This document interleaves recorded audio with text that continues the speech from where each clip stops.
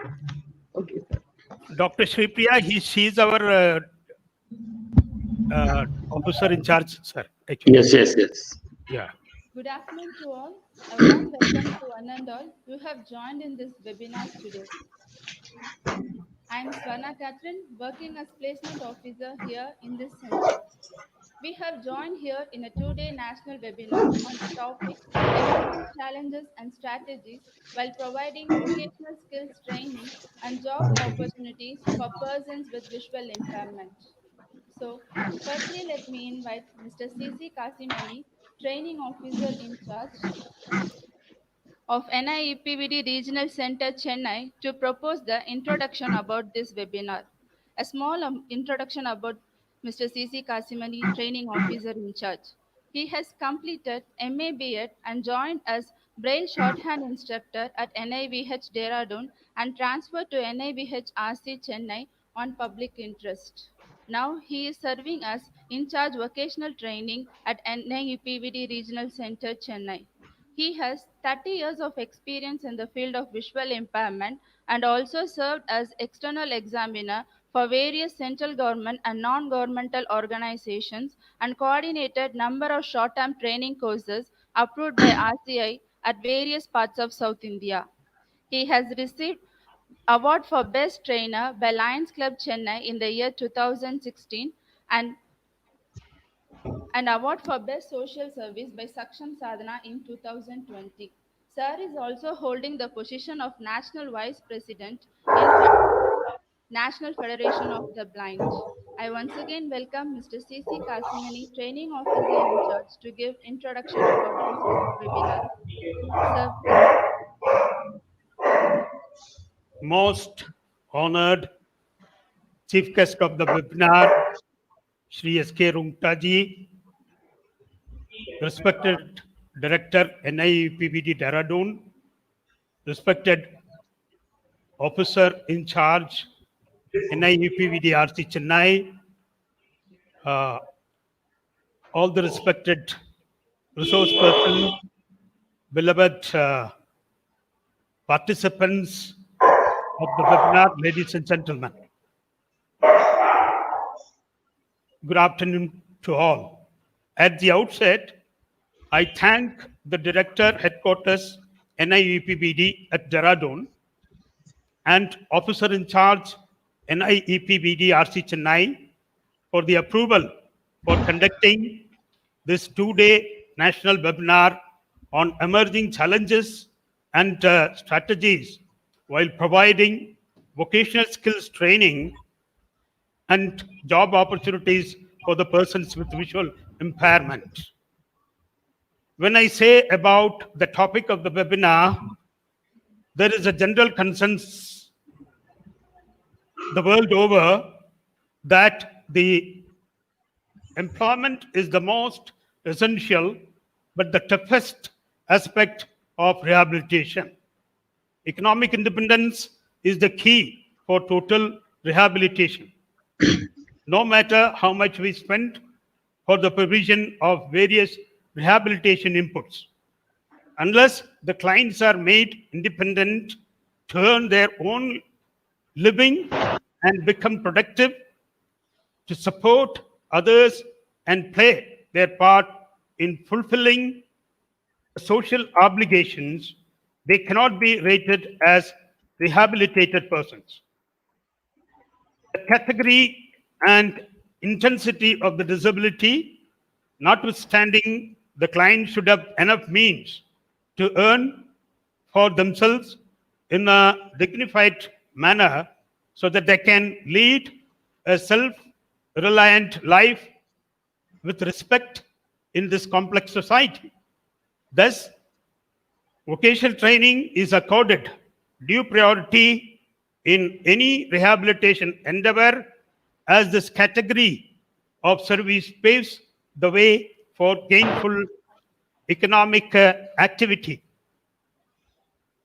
Chapter 4 of the RPD Act 2016 talks about the skill development and employment, vocational training and self-employment, non-discrimination in employment, etc.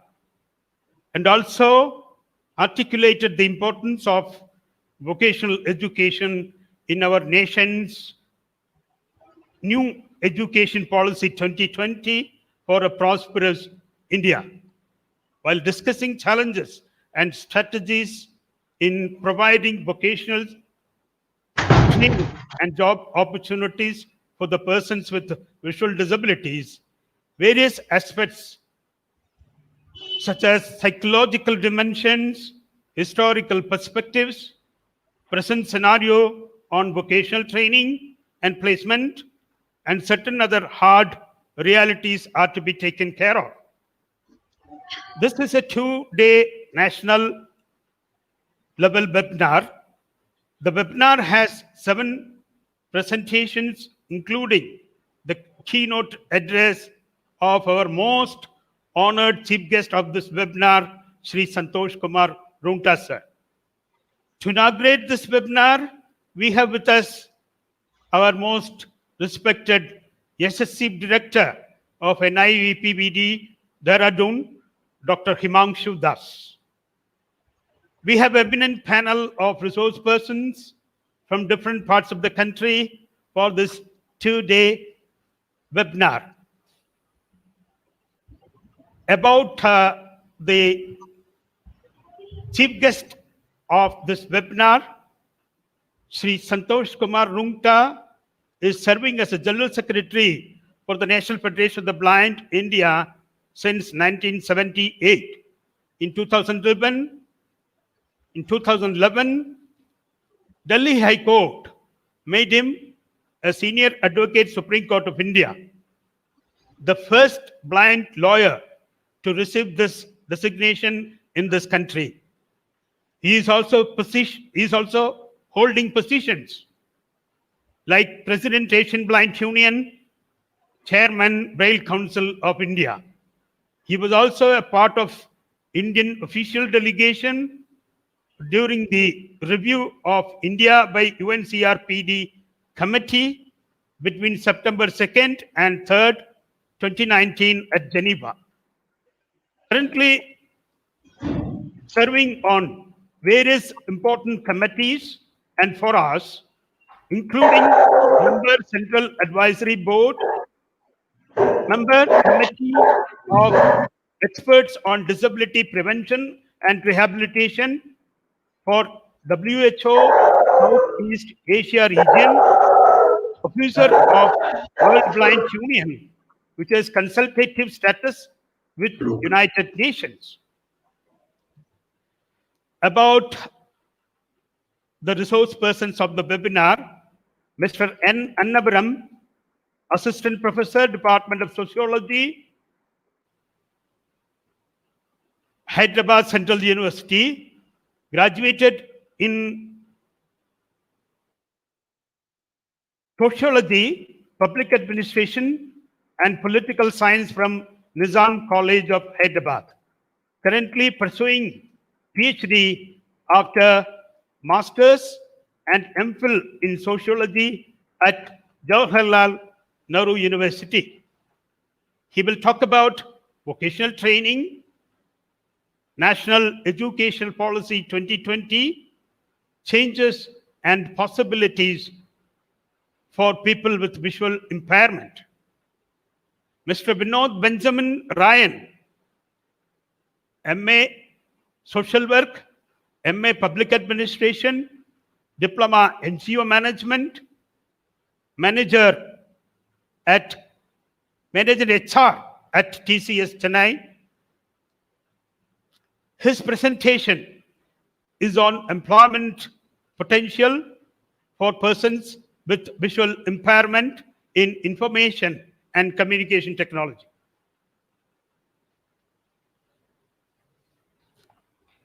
In the second day of the webinar, Shri G. Rajashekhar, Masters in Sociology and Psychology, 30 years of experience in the field on various capacity in the Ministry of Labor and Employment, Government of India. Currently serving as psychologist and holding additional charge of Head of Office in the National Career Service Center, formerly known as VRC, at Chennai. His topic is technical, vocational education and training for the persons with visual impairment, new roles and challenges for guidance and counseling. Ms. Tiffany Brar, the founder of Jyotirgamaya Foundation Trust at Trivandrum, Kerala.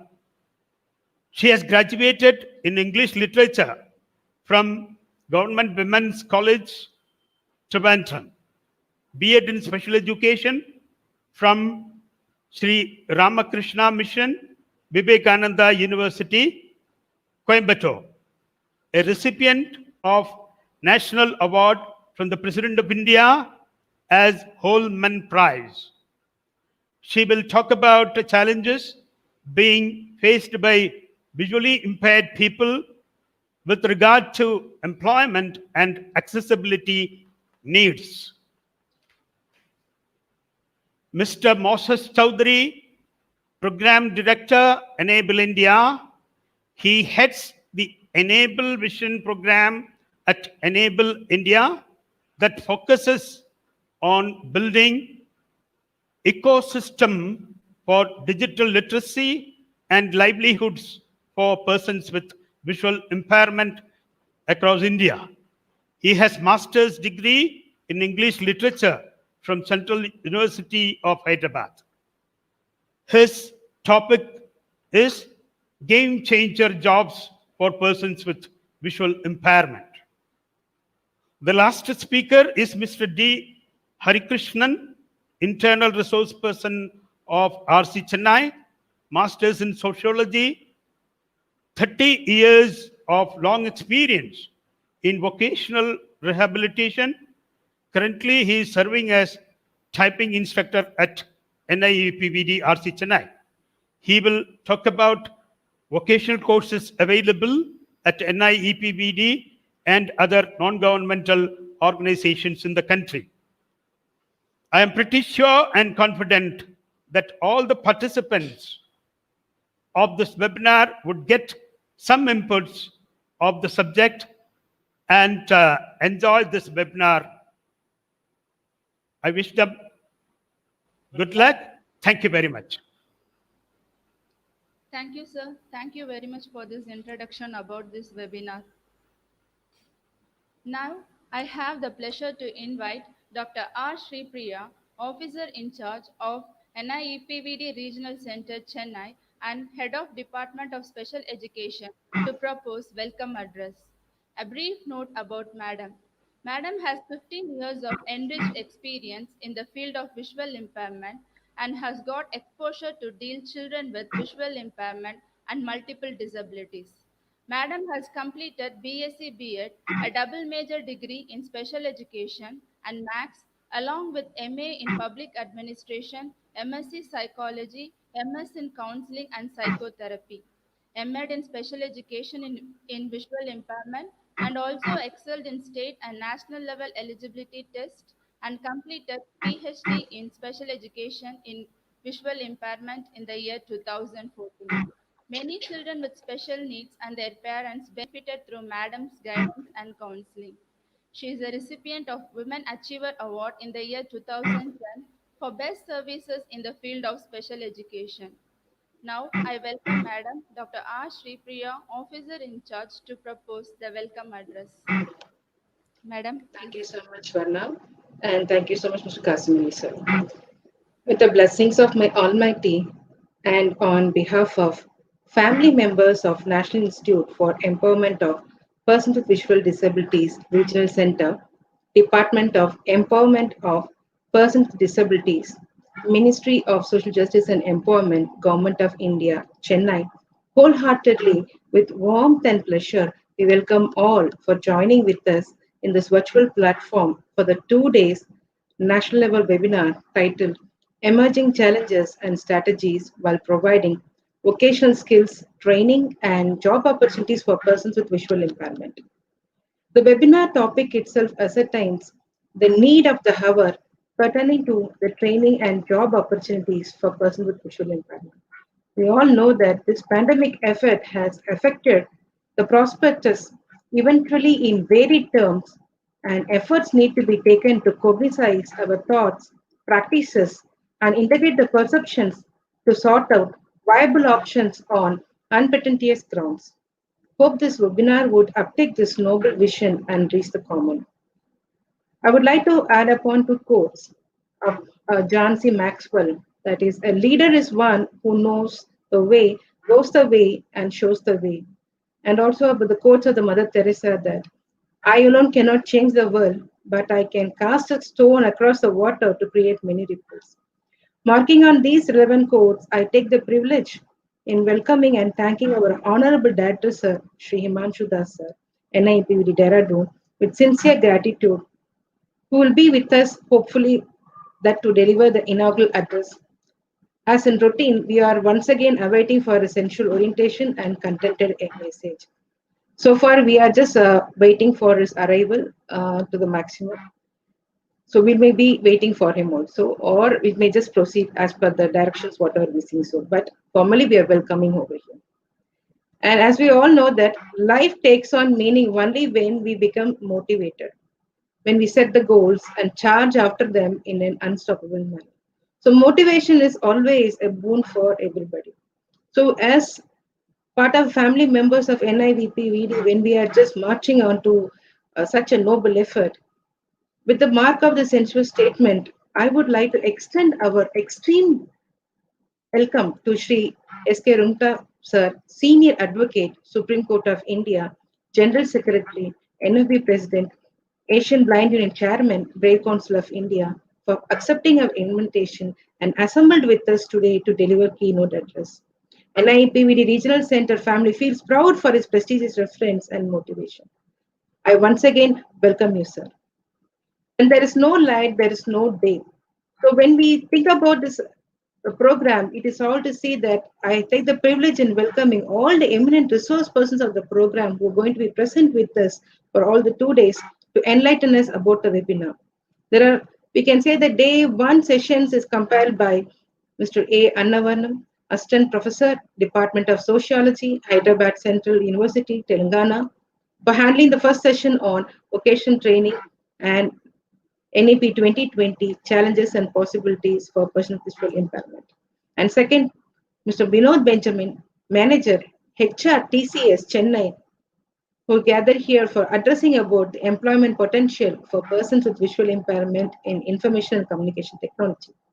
And the day two is being held by four major resource persons. The first session will be carried on by Mr. G. Rajshekhar, psychologist, head of office, National Career Service Center for Differently Able, Gindi, Chennai, for sharing about technical, vocational education and training for the visually impaired, where there are new roles and challenges for guidance and counseling.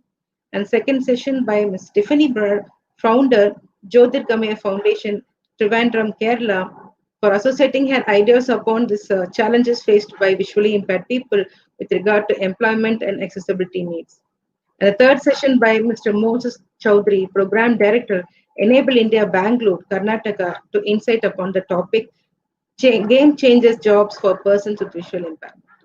And last not but the least, the fourth session by our own Mr. B. Harikrishnan Sir, Typing Instructor of NIPVD Regional Center, to highlight upon the vocational training courses available for persons with visual impairment at NIPVD and NGOs in the country.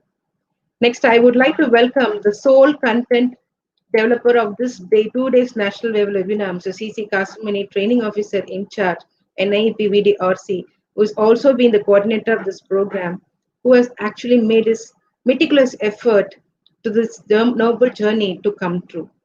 I would also welcome our NIPVD family members, students, trainees, and supportive team of the webinar, Srimati Swarna Catherine, Placement Officer as moderator of the program, Sri Pandirajan, Technician, Regional Braille Press, Mr. Govindraj, Electrician, Mr. Dinesh Kumar, Office Assistant, and Mr. Maimiraj, Warden, for being the backbone of this webinar.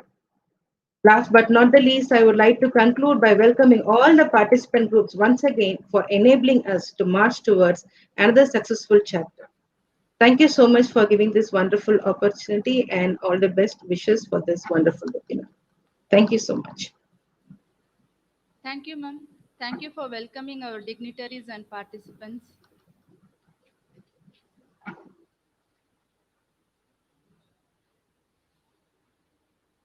I consider it a great honor to welcome our chief guest, Sri Santosh Kumar Rungta, Senior Advocate, Supreme Court of India, General Secretary, National Federation of Blind, Chairman, Braille Council of India, to deliver keynote address.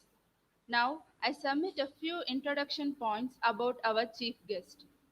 Sir has graduated from the University of Kanpur and joined the National Federation of Blind and was made Secretary General in 1978.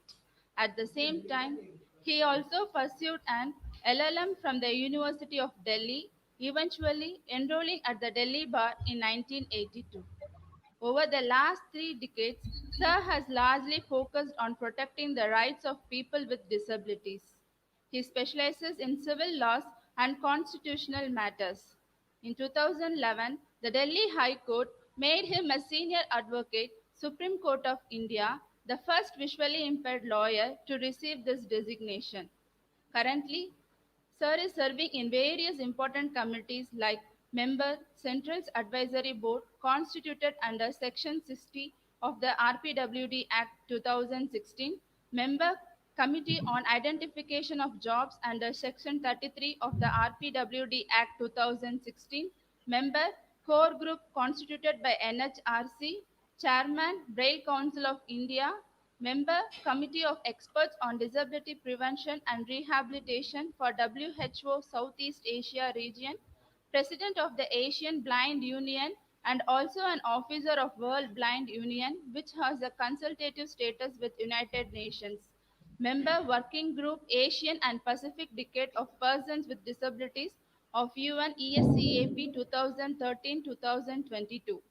He was also a part of Indian official delegation during the review of India by UNCRPD committee between 2nd and 3rd September 2019 at Geneva. Sir has received National Award for Best Individual in the Field of Disability in 1989, R.M. Alpaiwala Memorial Award by NAB, Mumbai in the year 2012, Bamankar Award for Best Social Worker by Pune Blind Men's Association in March 2013. Once again, I welcome our chief guest, Sri Santosh Kumar Rungta, to propose keynote address. Welcome, sir. Thank you. Respected Director NIEPVD, in charge Regional Center NIEPVD Chennai, my good friend and my official team member of NFB, Kashi Maniji, moderator of this seminar, other staff members of RC Chennai, resource persons, and other distinguished participants.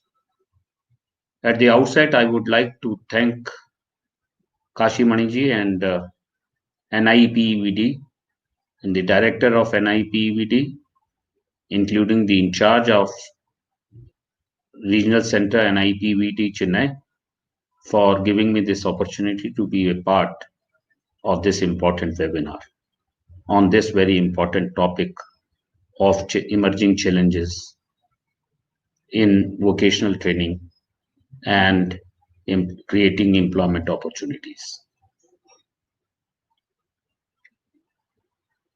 The topic of vocational training and employment opportunities and emerging challenges in regard to promotion of vocational training and employment assumes greater importance in the present situation of pandemic.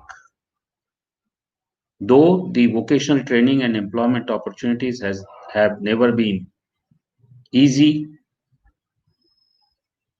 for in relation to persons with disabilities in general and blind in particular, but due to the dimensions of the COVID situation, the situation of the vocational training opportunities and job opportunities has adversely been impacted. Before coming to the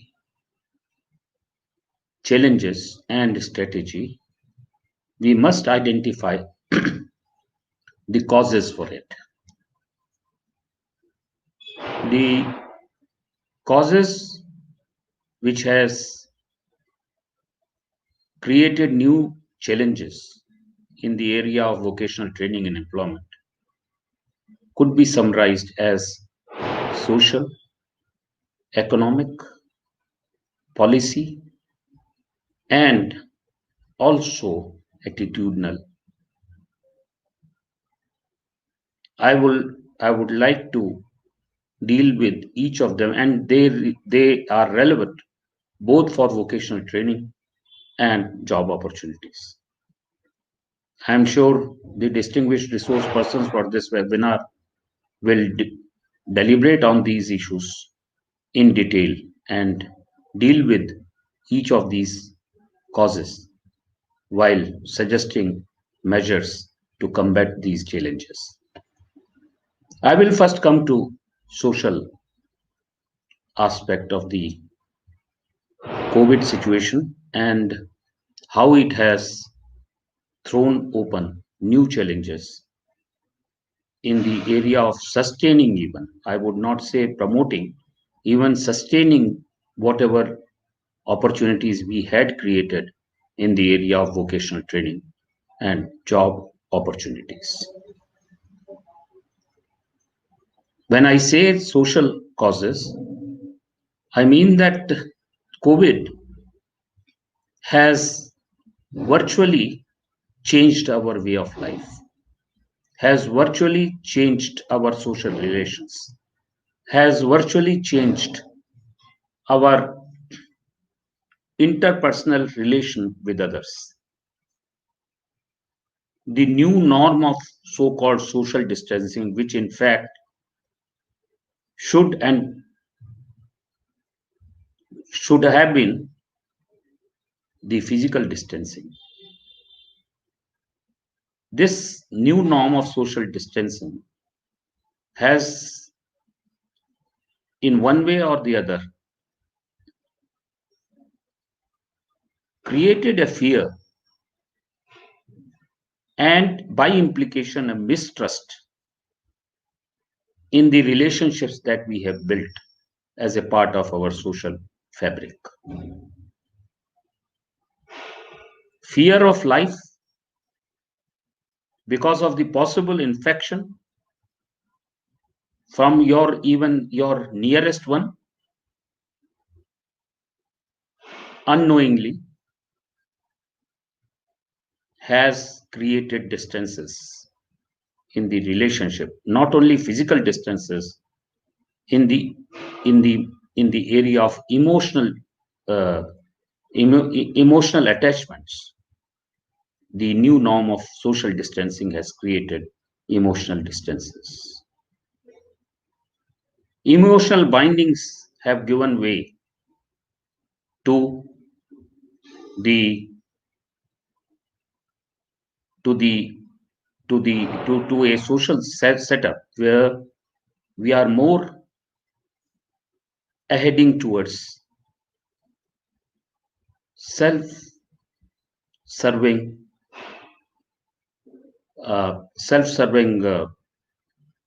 way of life. We are more guided by securing our life rather than helping and ensuring safety of life of others, even our own family members. And this has not only adversely impacted the social relationships across the board, but this has greatly adversely impacted the relationships and the kind of mutual cooperation and mutual trust that we always expect for exercise of and enjoyment of all our rights equally with others, being persons with disabilities. One may ask, why is it so that it has adversely impacted more to the persons with disabilities than others? The answer is very simple.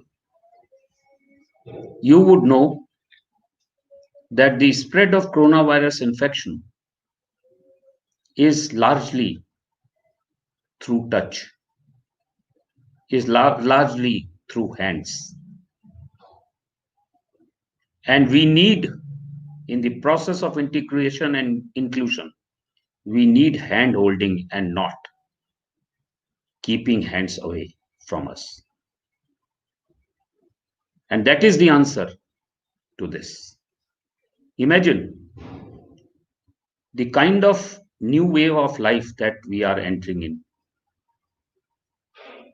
When you go to your workplaces, what is the new norm now? New norm is that in the name of security checking, there will be no manual checking. And what will be then? It will be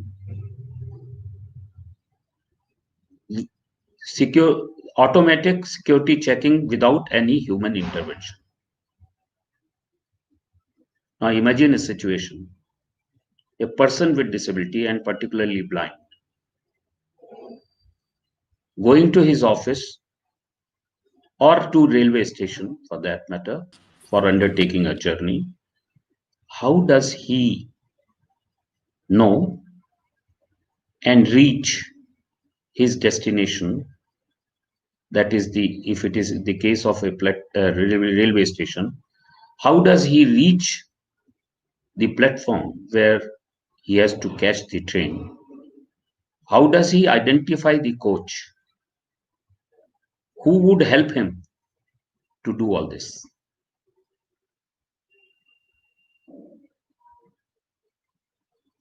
These are unanswered challenges, unresolved challenges that we face in all areas of life and work, be it education, vocational training, and job opportunities.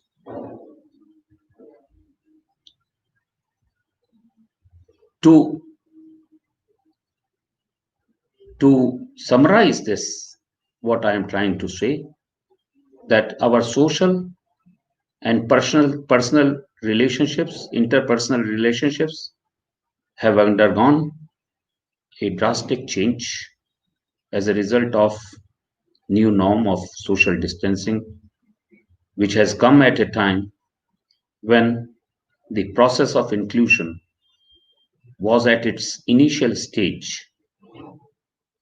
Inclusion of persons with disabilities in all parts of life was at its initial stage, and that process has been put in reverse gear, where if we do not take and devise timely strategies to combat this, we have the danger of being excluded from mainstream life rather than being included.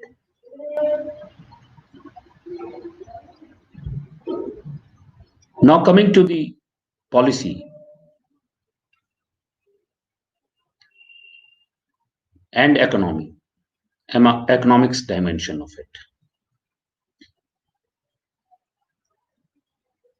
Because both these aspects go hand in hand. Governmental policies in the area of job, governmental policies in the area of empowerment programs such as vocational training, education, etc., are guided by the availability of the economic resources and prioritizing those resources for investment.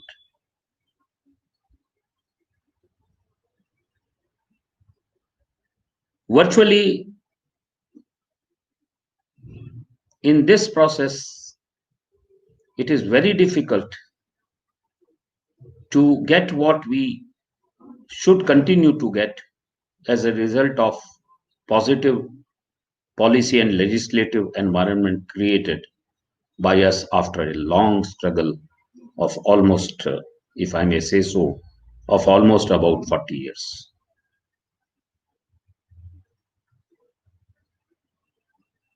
If you look at Rights of Persons with Disabilities Act 2016, and before that 1995 Act, vocational training and employment had been, and education had been key areas of focus, where the relevant provisions were made to ensure inclusion of persons with disabilities. And the strategy adopted was and is to provide adequate safeguards for their inclusion in the form of reservations, in the form of concessions, in the form of ensuring accessibility, in the form of social security measures, in the form of special measures for ensuring optimal utilization of abilities of persons with disabilities in employment, in the form of providing special programs for empowerment of persons with disabilities. All these have been put in place in one form or the other, and they are at different stages of achievements, of implementation. Now, because of the economic constraints due to lockdowns, due to the present economic scenario, government is considering various policy options. And the greatest challenge before the government and also before the NGOs and DPOs working in the field of disability and NIPVD and other institutes of excellence in the respective areas of disability is to ensure at least the sustainability, if not the promotion of what we have achieved so far in these critical areas, which are necessary for enjoyment of right of equality, life with dignity for persons with disabilities.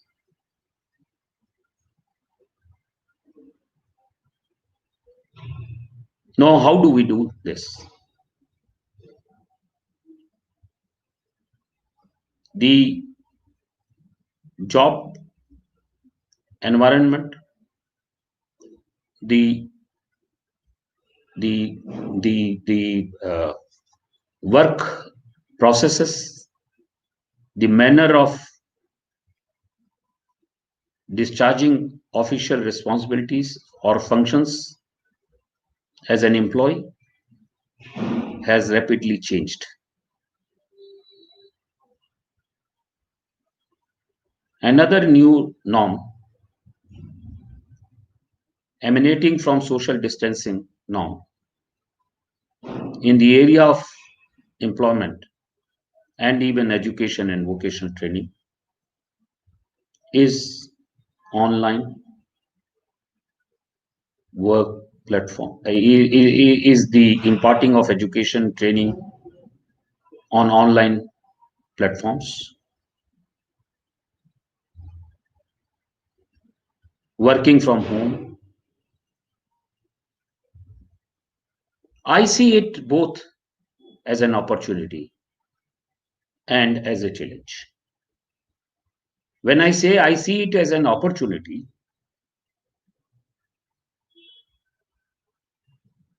I mean that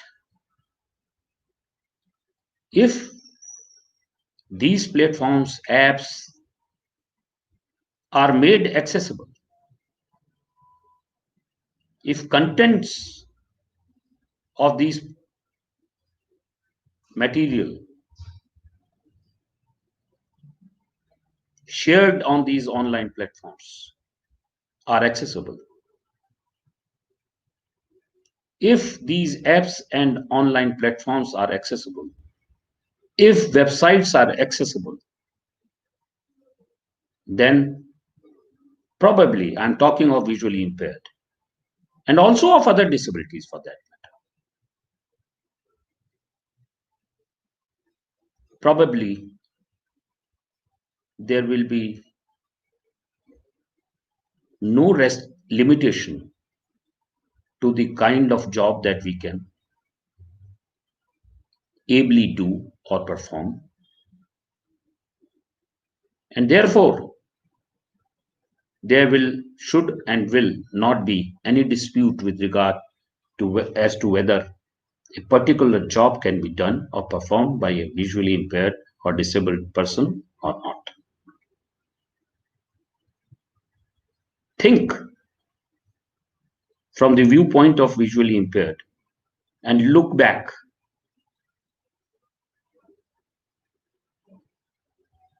What was when we started our journey for opening up the area of vocational training and employment and education, mainstreaming it? What was the government perception at that time, at the initial stage? What was the perception of society? The perception was that we are only a recipient of charity and we cannot be converted into an asset.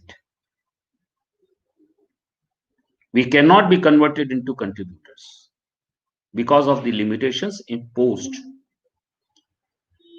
upon us because of the given disability. Now, if these platforms are made accessible,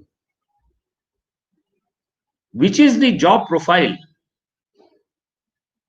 particularly in any office, which a sighted person can perform online, we cannot perform, possibly none. Take example of a teacher. When I first got the post of teacher and including primary teacher identified for the blind, the biggest argument against it which was being given from the government side was that how will you use blackboard? How will you discipline the class? How will you check the answer sheets, copies? How will you mark the attendance?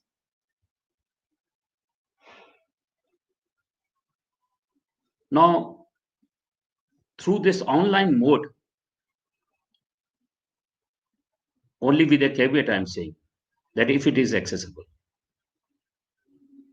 both in terms of contents, in terms of accessibility of apps, in terms of accessibility of platform, in terms of accessibility of websites.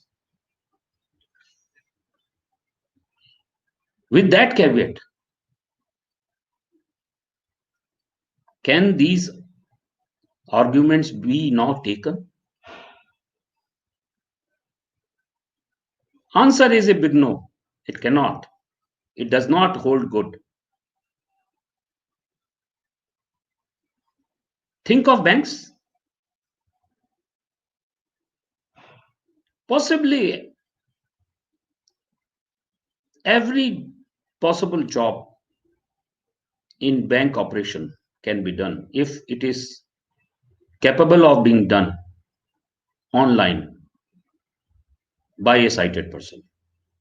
Except for clearing, everything else can be done. I can go on and on, giving examples of different areas of work. Suffice it to say that In terms of the policy, the first and foremost effort should be, for which both DPOs, NGOs, national institutes must together contribute in charting out the areas where accessibility is required and the kind of resources that we need and the solutions to ensure accessibility of all platforms used for this purpose and contents used for this purpose in different areas of life. And this is in line with the mandate of our PwD Act and rules framed therein. Second is that we have to vigorously campaign and engage with the government to ensure that social security measures are not taken away, to ensure that special measures are provided in the matter of transfer and posting, so that in this present pandemic era, we are able to, give our best as an employee if we are posted near our home, so that we don't have to fear for our life from this pandemic. We don't take the risk of undertaking long journeys. We don't take risk of being posted thousands of miles away from your family members and risking your life without any support.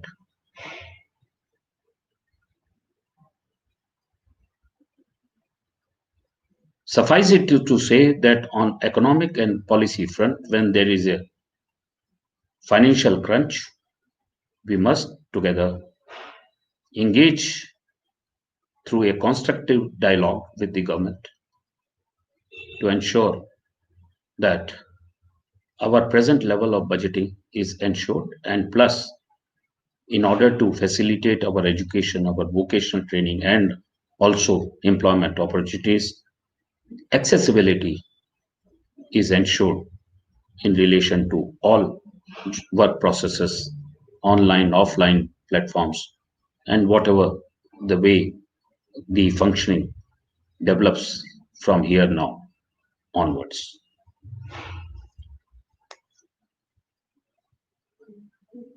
Then social economic, now coming to attitudinal part.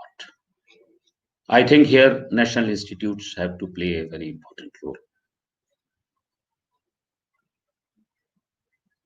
We have very good policies in place. We have very good and progressive law in place. But the implementation part depends on the attitude of the concerned individual who is at the helm of affairs at the respective institution and responsible for looking after particular area, be it education, training, employment, and so on and so forth. I have seen during this period, when we engaged constructively with the government, and at the highest level, the government was very sensitive and very positive. And exemption from duty was granted to all persons with disabilities at our request, which is still continuing. But there are certain officers, mainly in some zonal railways, hospitals, railway hospitals, and banks, in some branches of some banks,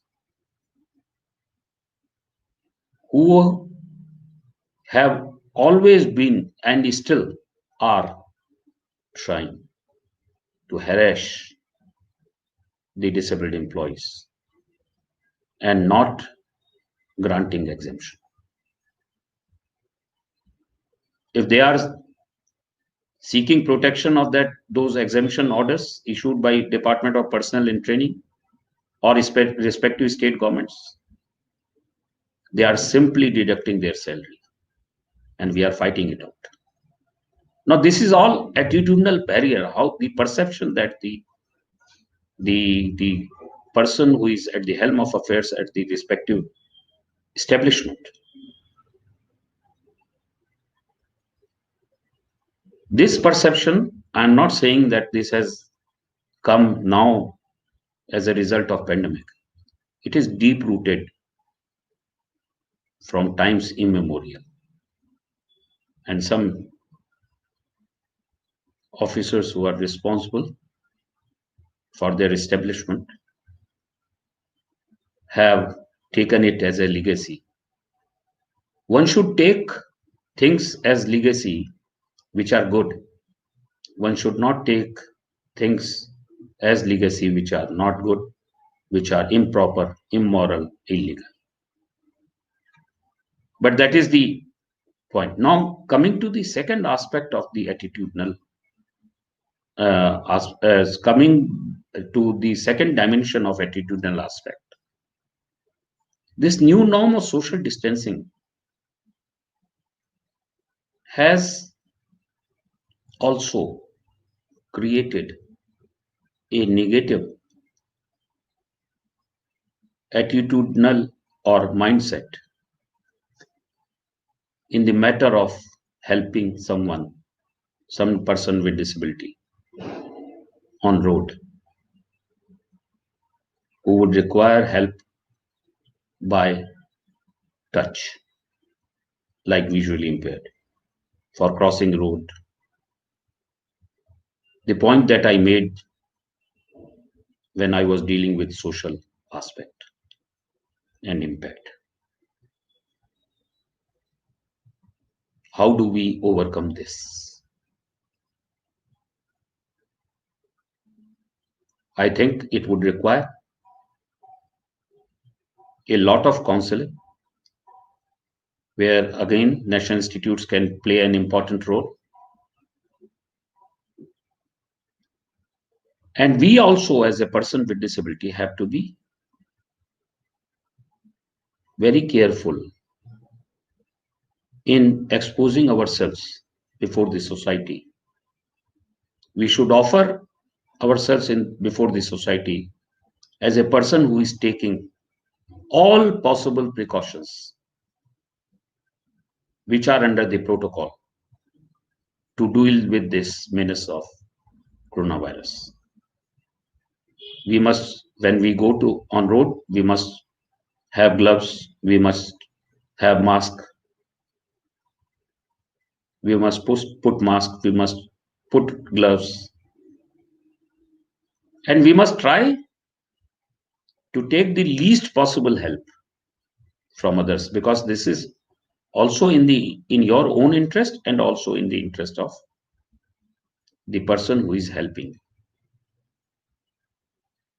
Possibly, if you have taken all these precautions, people may come out of their fear of infection from you and may help.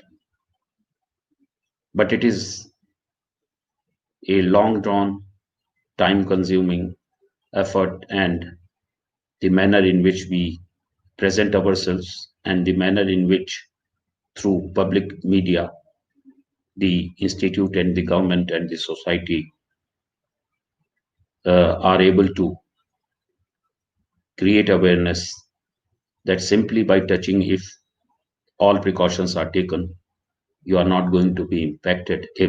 A very powerful message, if given to the society, probably we may overcome this attitudinal barrier. I would like to conclude by saying that there are emerging challenges in the area of vocational training and employment and education, which could be categorized as policy challenges to ensure that we do not in any manner dilute the existing policies and safeguards. We promote accessibility. We undertake a positive public campaign that by helping others, if suitable precautions are taken, you are not going to be infected. Therefore, instead of withdrawing from helping, you must go and strengthen your hand of helping others. That will probably help you in saving yourself from infection. We will have to, change our attitudes as well. And we will have to, last but not least, as a matter of strategy, we must try to convert these challenges into opportunities. As I have already spoken in detail, how we can see them as opportunity rather than challenges, and create a foundation where by your own performance, your own participation, by your own contribution, we are able to convey to the society that maybe pandemic might have forced the society to change the manner or way of life, but through our contributions and participation and performance, we are able to challenge the change of life caused by this pandemic and ensure that our social boundings are intact, our participation through mutual cooperation is enriched and strengthened, and our inclusion is further advanced rather than pushing us to the exclusion as a result of new norm of social distancing. Thank you very much.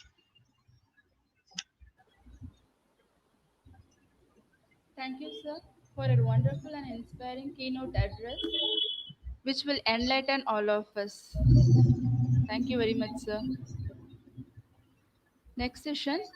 Now, I would like to welcome and invite Mr. N. Annavaram, Assistant Professor, Department of Sociology, Hyderabad Central University, Telangana, for conducting the first session on the topic Vocational Training National Education Policy 2020 Challenges and Possibilities for People with Visual Impairment. Before handing over, I would like to present an introduction of the speaker. Mr. N. Annavaram has graduated in Sociology, Public Administration, and Political Science from Nizam College, Hyderabad.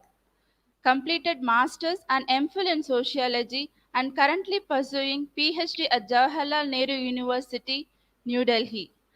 I once again welcome Mr. Annavaram to proceed the session. Over to you, sir. Thank you. I hope I'm visible and audible enough. At the outset, I congratulate Kasimaniji, the training officer in charge, National Institute for National Institute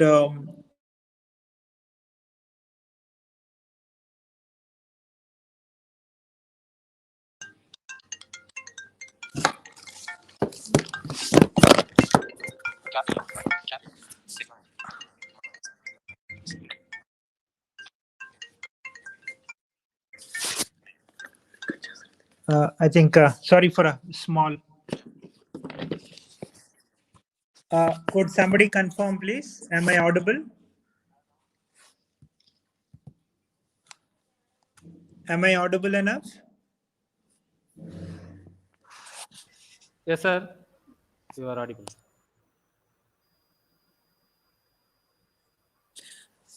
Can somebody confirm from the studio Sir, if yes, I'm sir. audible?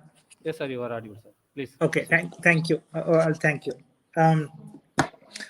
Kashimaniji and NIEPVD for the event. And the director NIEPVD, Shri Rumtaji,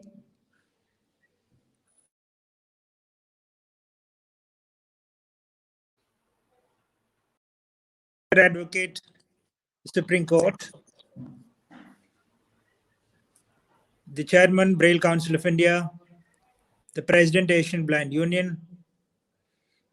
I think more than anything else, to me, there are two things that I should state before I move further about Rumtaji, that he's the man, he's the architect of the RPWD Act, the new policy we brought in for this country after we have signed the United Nations Convention on the Rights of Persons with Disabilities.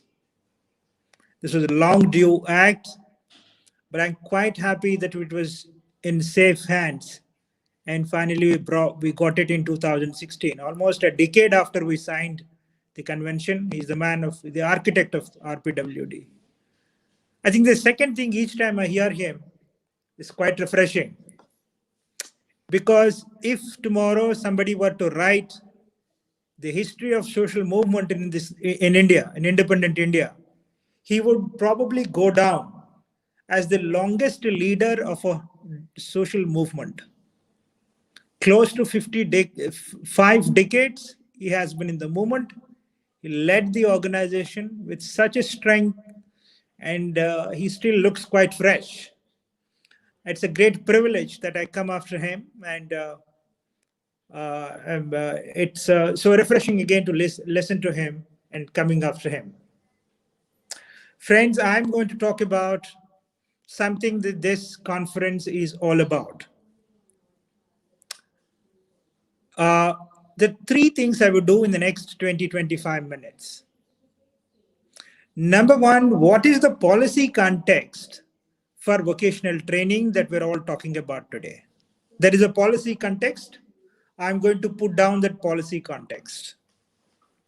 Number two, how are we going to be impacted by the policy that it is in front of us? In other words, what does policy really require us to do today? And of course, then three, the possible steps that we can take in the present circumstances in which we are placed. Number one, we have a policy context. The context is the government of India, almost after 4 decades, has brought a new national education policy. It was accepted and notified by the government of India on 29th July 2020. Remember, this policy comes almost after 4 decades, I said, because the last education policy we have had was in 1986, which was slightly modified in 1992.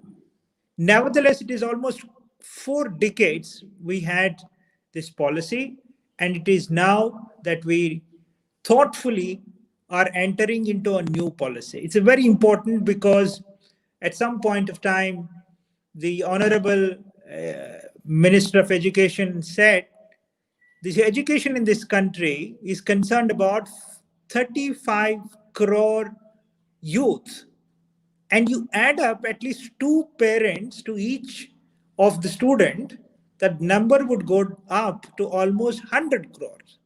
So when we talk about the new education policy, we're talking about 100 crores, 100 out of 130 crore population of this country.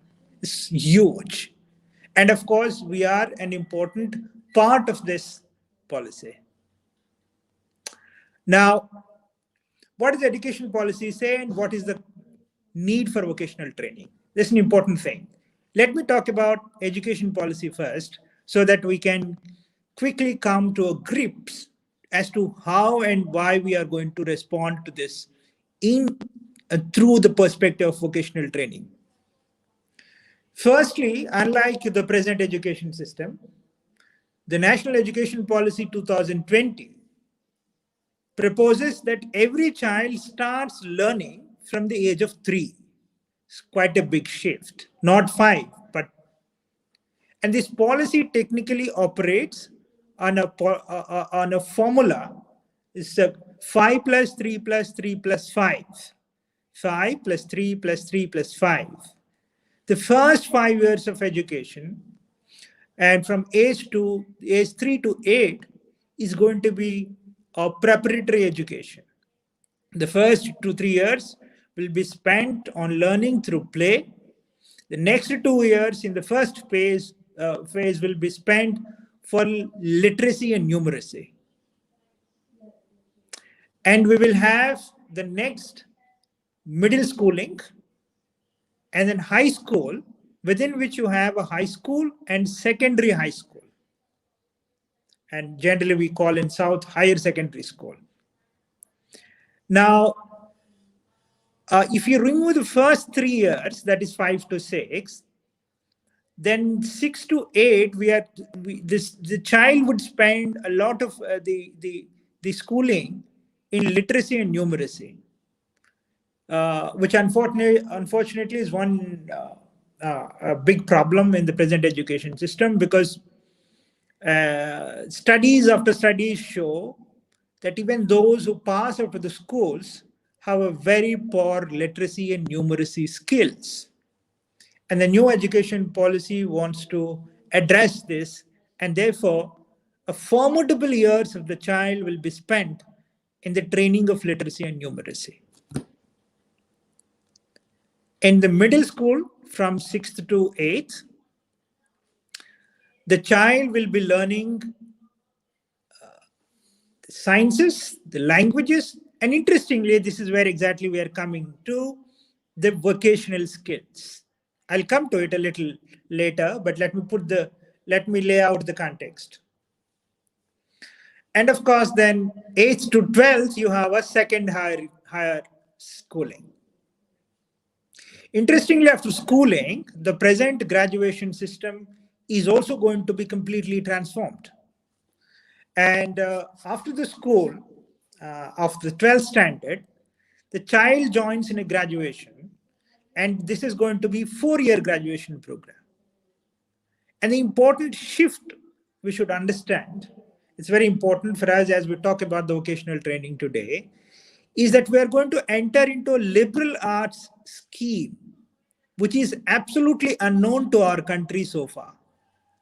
The liberal arts system means there's nothing called BA, BSc, MBBS. You can choose anything you like in a quantity you desire. Supposing in a graduation program, you can study an anthropology, political science, and biomedicine, or you can study biology, sociology, and mathematics. And of course, you can also do a vocational skill courses along with social sciences. And of course, the university system is going to change completely. I'm not going into those details, but that's a different context. Now, the important part is, how are we going to address and how is the special education system? When I say special education, doesn't necessarily mean what is being taught in the special schools, but also it actually means what we teach to students with special needs. It can be in a special school or an inclusive school, whatever. And inclusion has become a very buzzword these days. I have my own views on it, but I won't go into that at the moment. I think this is not the space. Now, what we increasingly realize is that this education system requires a child to learn something along with his or her own disciplined studies called social sciences, maths, and sciences. Along with it, a child is supposed to learn some other skill. Just to give you a glimpse into it, the National Education Policy 2020 requires a child to undergo an apprenticeship of at least 10 days every year. So along with passing in your regular studies, you have to have a certificate of apprenticeship in some vocational training every year from 6th standard onwards. The intention being that by the time you move to graduation, you are already familiar with some vocational training skills. And the list is a vast list. It could be barbering, could be tailoring, it could be painting, it could be mechanics, it could be electrics or electronics. And the NEP 2020 provides that list. Now, once you go into the graduation in this system, and you have a possibility to work along in a factory and also do the studies. Now, what does this really entail? That leads me to the second point of my talk. Are we ready? Are we really prepared? Particularly with reference to children with special needs. That's my reference. Okay. It might be easy for others to transition into the system. You can appoint some vocational training teachers, skill development faculty, and teach other students. But what happens to a student with disability? Particularly what happens to a student with visual impairment? And the high school also requires, just to keep you informed about it, the high school from 6th to 12th also involves 1 year long fun course. They call it a fun course. It's part of the policy. It means in any one of the years from 6th to 12th, a student is supposed to go out of the school and do some fun course. You can go to a doctor and do a compounder or a nurse job, do a fun course, or you can go to a tourist place and can be a tourist guide, and you have to come back to the school system and then actually identify your own interests in it. Now, this is a huge leap. Generally speaking, this means the education system wants to keep the child in touch with the realities of life right from the early years of his childhood, which is exactly what we need at this stage. And what are we supposed to do with a child with visual impairment is a big question. Because for a long time, vocational training had a very different meaning. And who are we training vocationally? Those who fail in education, those who are not good at maths, science, and social sciences. Basically, we had a very stigmatic understanding of vocational training. But this policy wants to change that completely. And now, which requires that we put in enough mechanisms to train students. Otherwise, it doesn't make much sense.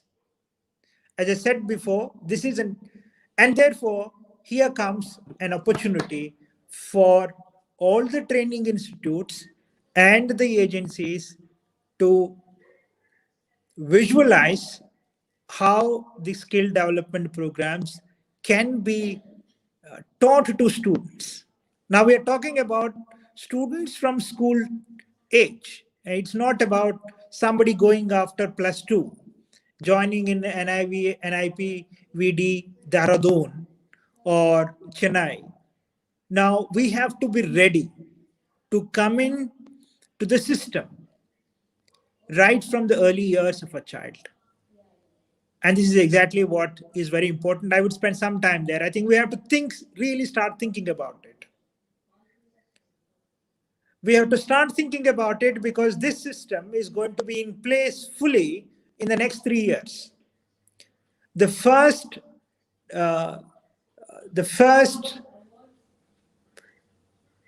entry of this system happens next year. Students in the 8th standard are going to enter this system next year. That's what the government has already announced. It means in the next couple of years, we should have modules ready for students in 6th standard, 7th standard, and up to the graduation for visual impairment, because others might go get training anywhere else, but a child with visual impairment has no such options. He cannot, for example, go to a hospital and get nursing training, or he cannot go to a carpentry and learn carpentry unless and until there is an institutional intervention. That's exactly where my point lies. And this is not going to happen automatically, and this is not going to be handled by schools themselves unless and until there is an institutional framework that can take care of children with special needs in general and children with visual impairment in particular. We have huge stakes. Something like National Institute for the Empowerment of People with Visual Disabilities, and of course, along with all other organizations, we can include in it NIHH, NIOH. I think all these institutions have a huge role to play.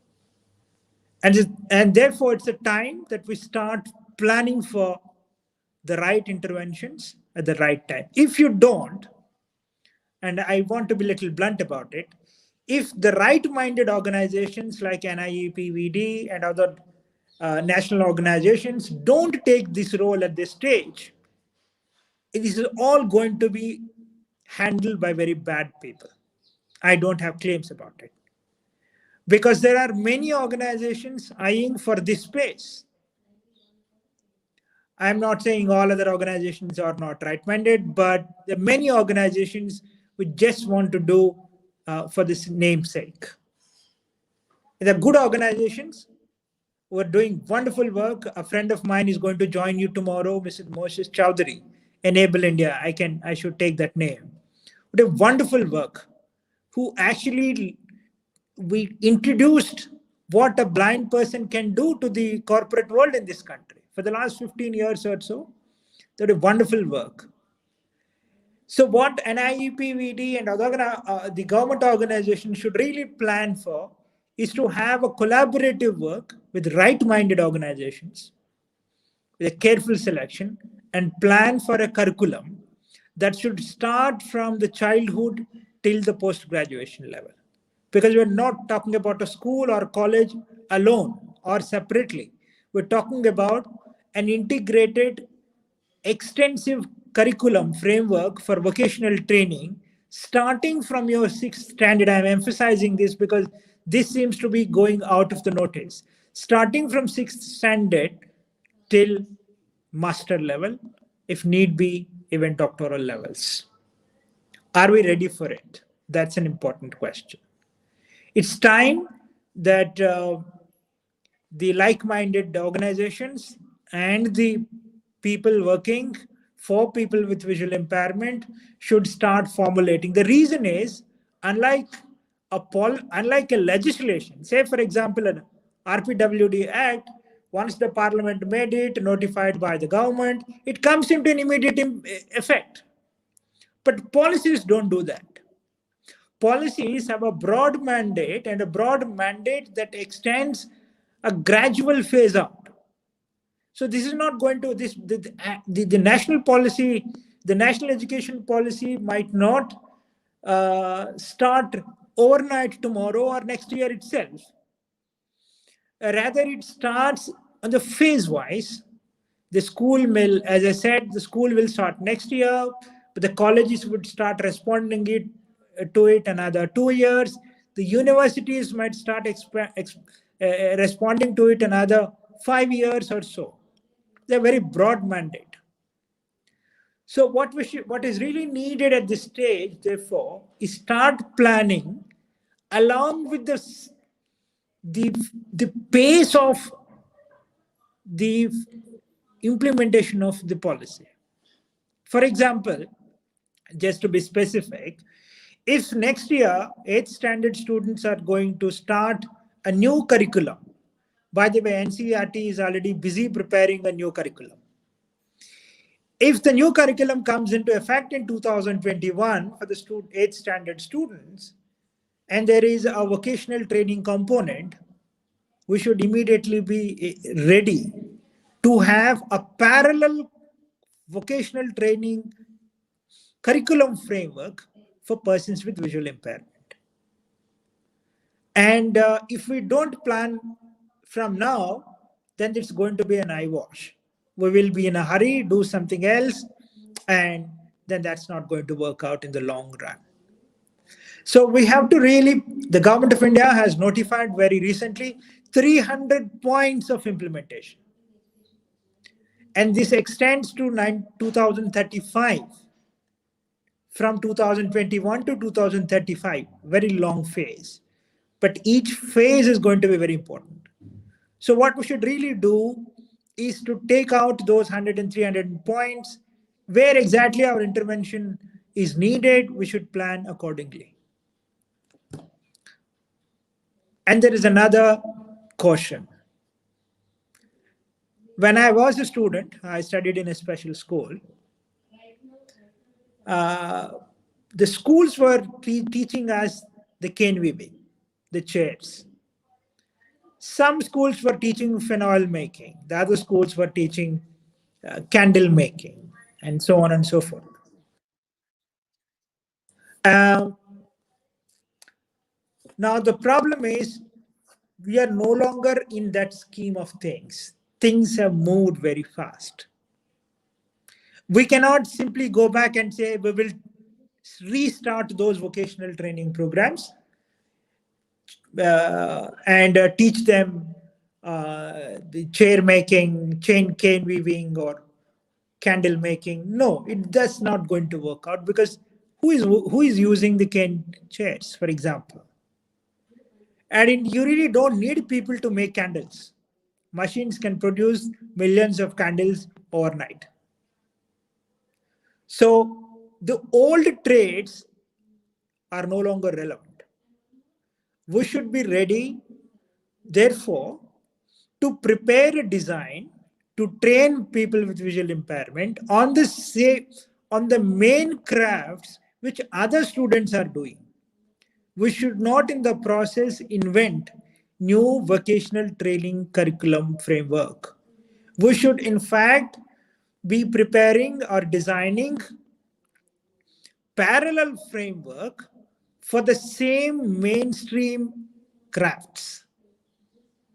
If my peer group members are learning, say, mobile chip making, and I, as a visually impaired, should equally be ready to participate in the same craft, same design. That's very important. And otherwise, the employability will be a big issue. Of course, that no need. And moreover, I think this would also mean our children will be excluded, will have a danger of being excluded from the crafts. This is also one of my main concerns when Kashi Maniji called me up and said he was planning for a program like this. I felt very happy. Part of the reason is, unless and until we take care of this at this stage, this is going to work out to the detriment of our own students, because once the policy comes in, there is a huge new expectation, and we should not be really lagging behind. I think my time is going to be out. Just let me emphasize this before I conclude. This is a very good start. I'm very happy that NIEPVD has thought about it, but we should really get into the framework now. It's a good time to start. We need a framework for children with visual impairment to cope up with the challenges of the vocational training that is being planned in the new education policy. And I recall earlier NIVH, we're all used to it. NIVH can do it. The reason I said this, when I joined my schools and the colleges, I had my peer group seniors who were trained in electronics. Whenever there used to be any complaint in a hostel, they used to simply go, open up the power meters and do it. And interestingly, they are far better than any other electrician I knew till date. I also knew the students, my own seniors, who were taking care of 10, 15 acres of land with all cows and other kinds of animal husbandry. And you ask them, how do you know it? The simple answer from all of them is, I was trained in Dehradun and IVH.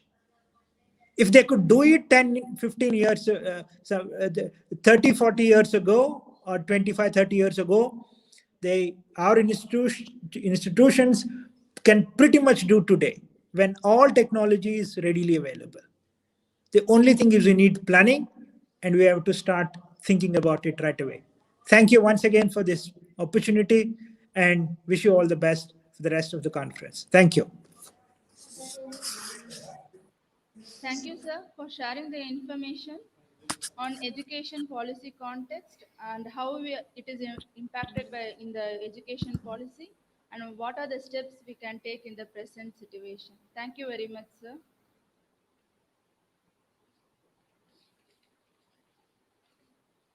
Instruction to participants.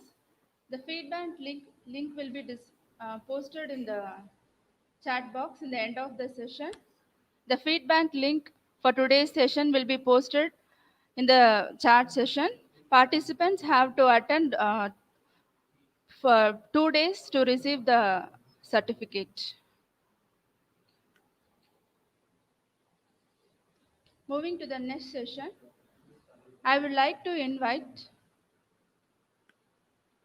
Mr. Vinod Benjamin Ryan, Manager HR at TCS Chennai, for conducting the second session on the topic Employment Potential for Persons with Visual Impairment in Information and Communication Technology. Before handing over, a small introduction about the speaker. Mr. Vinod Benjamin Ryan holds a master's degree on social work, public administration, and diploma in NGO management. He has a 12 plus years of experience as assistant manager, human resource recruitment in multinational organization. He has received an award as Best HR Manager by Saksham Pondicherry 2020 and awarded as Eminence in IT Sector by Sri Napoleon, Minister of Social Justice and Empowerment at IAB Madurai in 2012. I once again welcome Mr. Vinod Benjamin to proceed the session. Over to you, sir. He'll,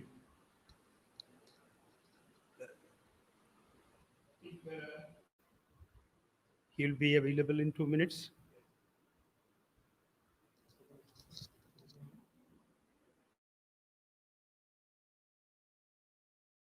Okay, I think our speaker, Mr. Vinod Benjamin, will be joining us very soon in a couple of minutes.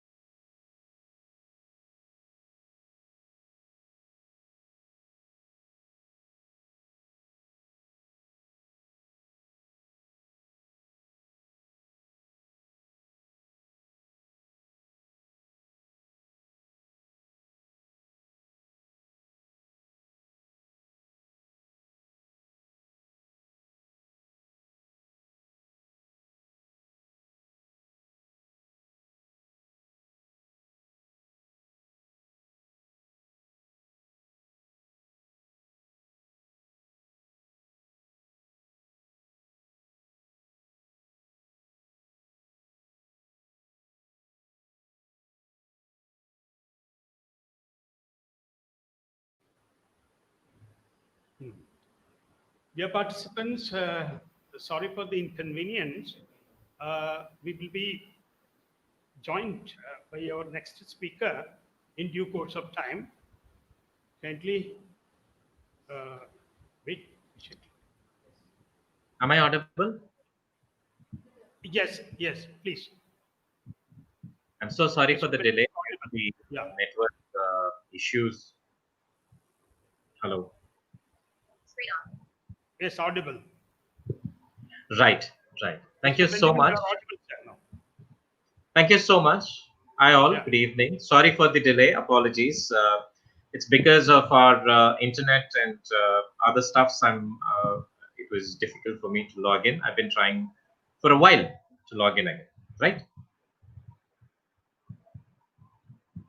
So thank you so much for Kasimani ji and the distinguished people to invite me for this session. Right. So while I have been given a topic on career opportunities, challenges in the IT sector, right? So as I say, once the IT sector, when we were growing, IT sector seems to be, or it was really a boom for many. Right?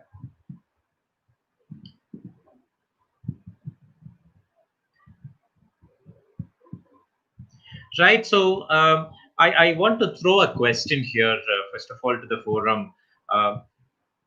It's been about, we are in November now, right? So we do have very many workshops, very many information about various things. What is that comes to your mind, or what sort of feeling are we in when coming to career opportunity future? Can somebody help me with the answers, if there is any?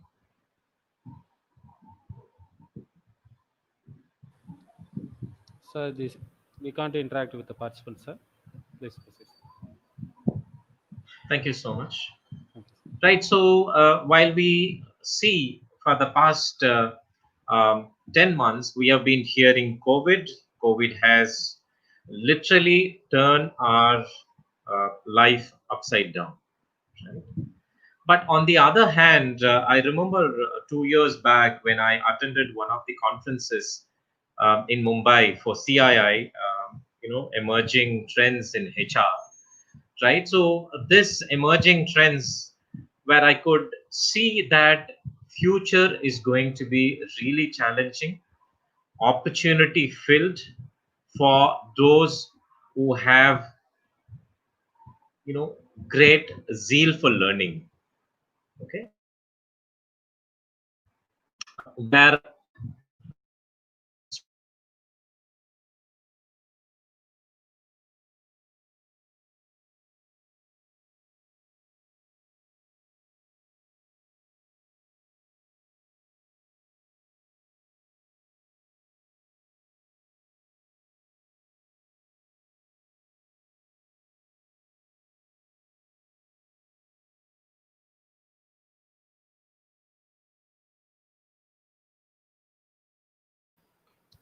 Sir, Benjamin, sir.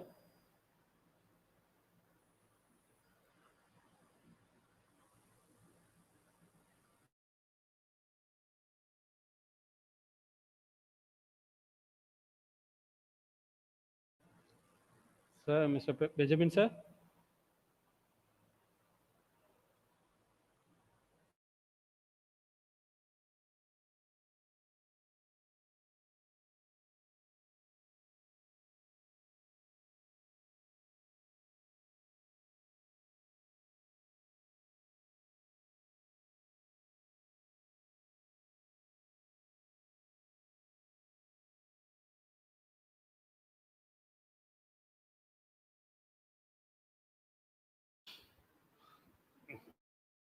Technical issues here.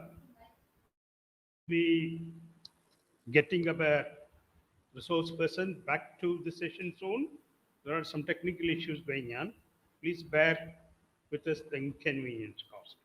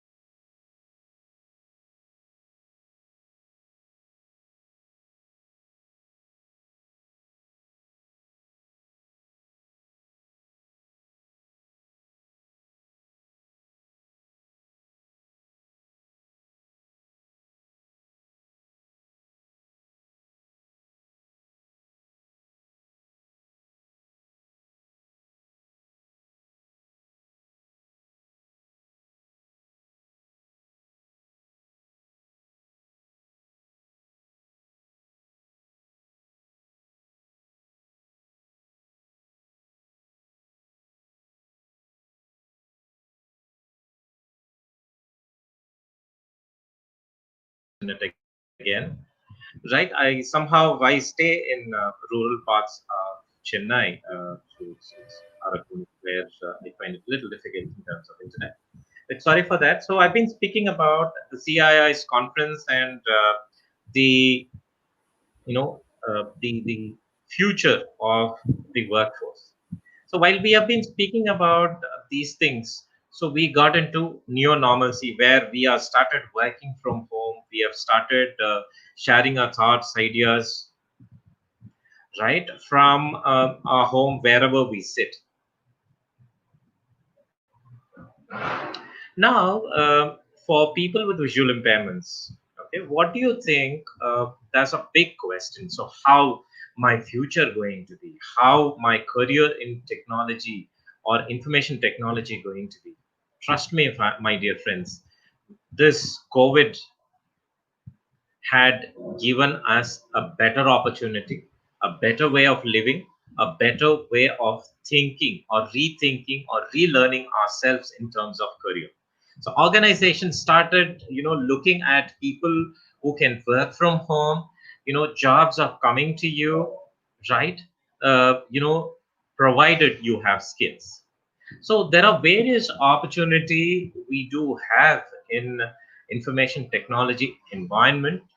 I want to cover this at two levels. One, at a student or a person who search for job, the job searchers, and two, for those who would like to train. That could be parents, teachers, training institutes, right?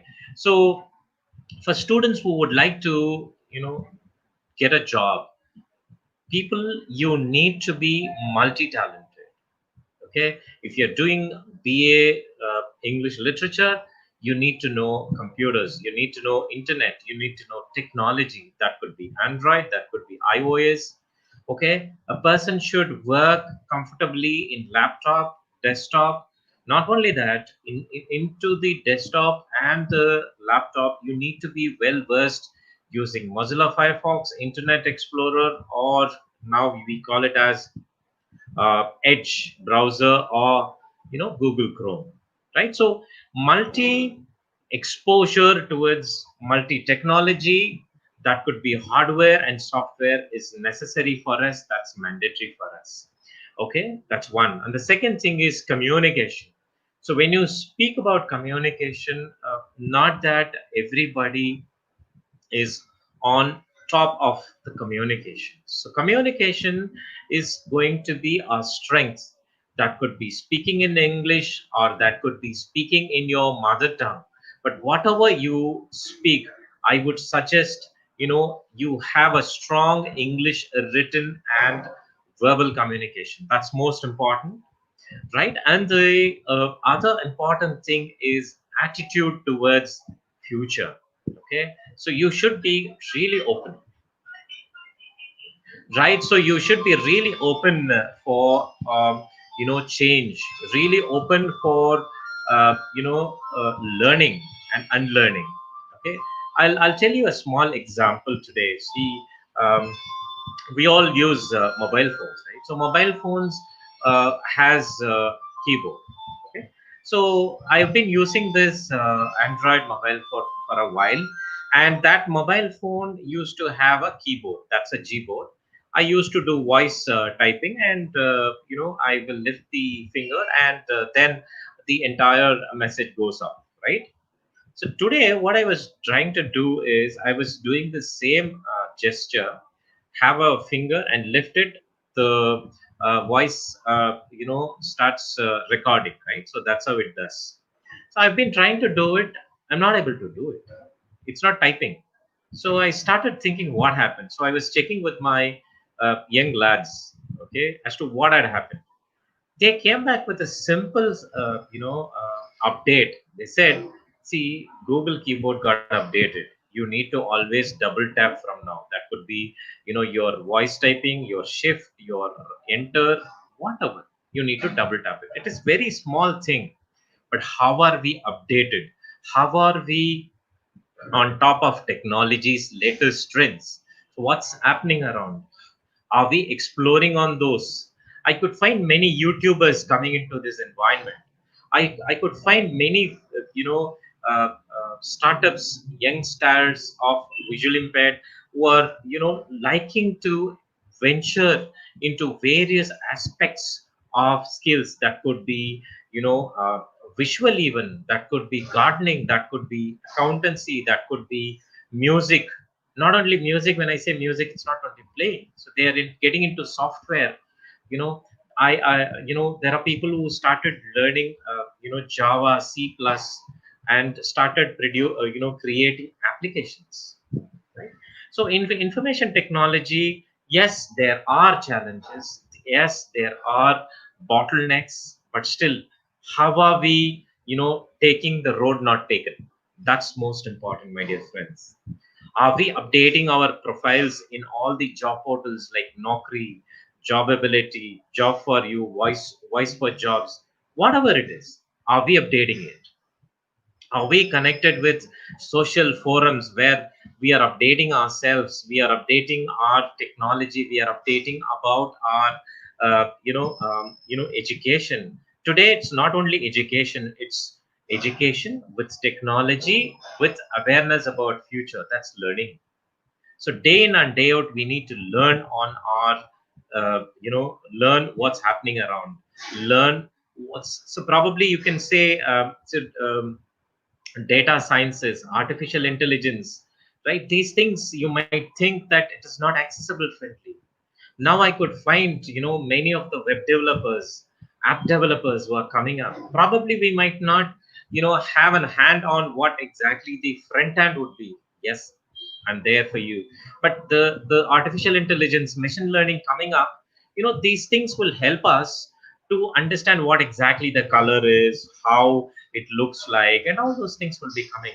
So accessibility testing is one arena where, though machine learning, though artificial intelligence comes in, still it needs human intervention.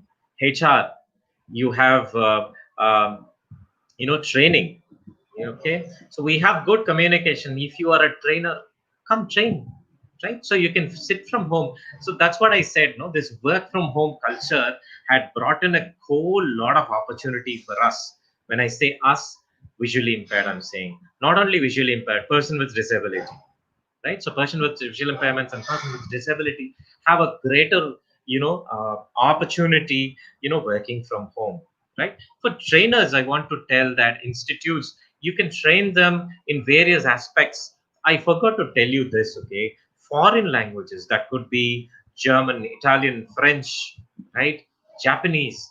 These are all languages, which would, give an edge over things where you can learn, right? So there are applications through which we learn. We do have Android applications through which we can learn, and we can work on technology, information technology, where you can speak with Chinese customers or Italian customers or German customers, right, in their native language. I know our people who start learning these languages can speak equally, on par with nativites. Trust me, the pronunciation, the articulation, they would do really well. But are we opening up our minds? Are we opening up our wings towards that?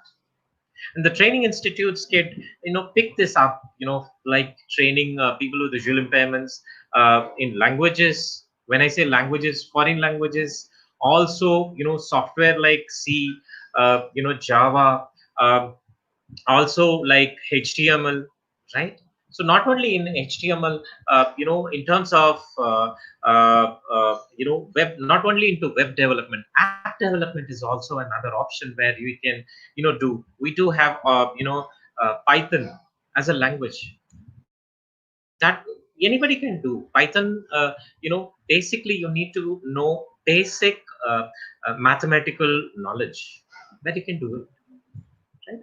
So these are all the places where we can explore ourselves. So if you are keen on banking, you have banking customer support, you have back-end services, that could be account opening, that could be data entry, right? So these are all same jobs which I don't want to touch upon, but still the things which I spoke to you earlier would give you edge over it. I know few friends who have recreated one, game that's into BGT, .bgt format, like it is like your HTML format. It's BGT format. People had recreated a, game, right? So the aspiration to learn, the aspiration to explore is, you know, must going forward. You cannot sit idle. You cannot, I've done my BCom, I've done my MCom, I've done my MPhil and PhD. Not enough, my dear friend. You need to be keep on updating yourself, in terms of information and technology. So today it is there, tomorrow it is history always. So keep that in mind, and work towards your future. Trust me, for sure you will conquer. There are many opportunities for us, and people would be coming in. I remember, Amazon, Flipkart were offering jobs for people with visual impairment. That's going to be voice process, where that could be, I'm part of Tamil Nadu, so I could put a, states like, people can work from home from Coimbatore or Trichy or Erode or wherever, right? All we need is internet connection with good setup of computers. That's enough, right?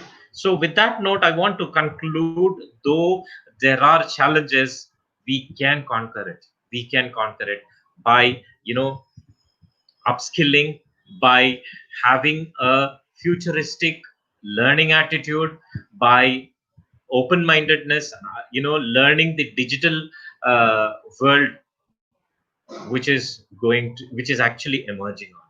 So change is inevitable. Now it used to be, in the past it was like this, okay, within 10 days it will change. It's not like that. Within seconds it's changing. So we are always on the move. So people with visual impairment, trust me, we are always on the move. Only thing is, you cannot sleep. You should be always on the move in terms of information technology, right? So with that note, I thank you so much, and I hope I'm able to somehow give you whatever I thought I could give it to you.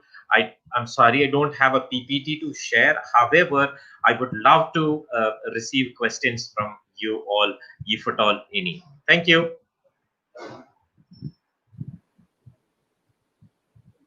Thank you, sir, for the information you shared about emerging trends in HR, how the students should be multi-exposure towards multi-technology, importance of communication, and emerging new jobs in Flipkart, Amazon, etc. These information will be very useful to everyone, sir. Thank you very much.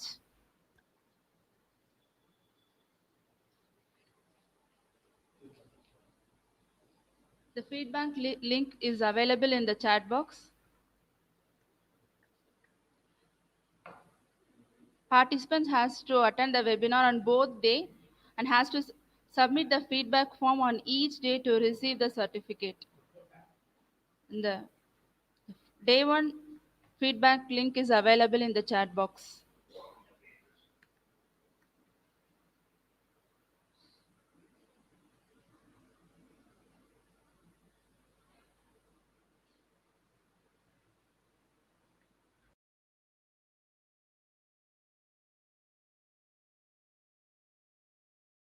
Receive certificate.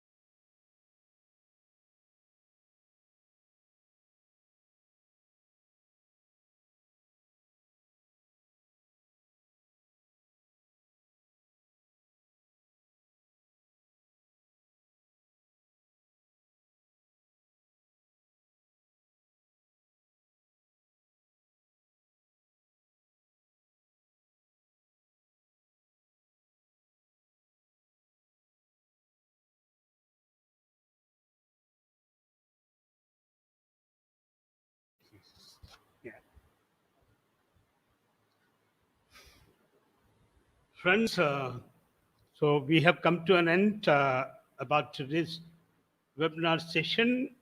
We shall continue this webinar tomorrow from 2:30 p.m. to 4:45 p.m. Till then, goodbye.